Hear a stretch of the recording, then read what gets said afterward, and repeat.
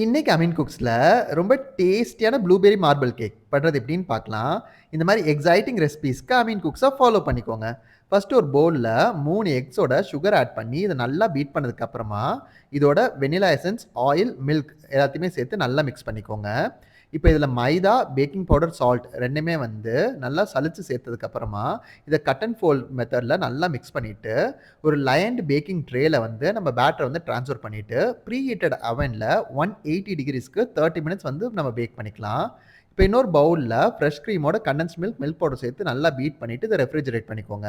இப்போ நம்ம cake bake ஆனதுக்கு அப்புறமா மேலே இருக்க லேயரை வந்து ட்ரிம் பண்ணிட்டு இதை வந்து ஈக்குவலாக வந்து கட் பண்ணிட்டு ஒரு லேயர் மேலே இன்னொரு லேயரை வந்து ஸ்டாக் பண்ணிட்டு சைட்ஸ் எல்லாமே வந்து ட்ரிம் பண்ணிக்கோங்க. இப்போ ஒரு லேயர் நடுவில் வந்து நம்ம ப்ரிப்பேர் பண்ணி வச்சிருக்க ப்ளூபெர்ரி சாஸை வந்து ஃபுல்லாத்தையுமே ஸ்ப்ரெட் பண்ணிட்டு இதுக்கு மேலே வந்து க்ரீமை வந்து ஒரு லேயர் வச்சுட்டு இன்னொரு லேயர் ஆஃப் ப்ரெட்டை வந்து மேலே வச்சுருங்க.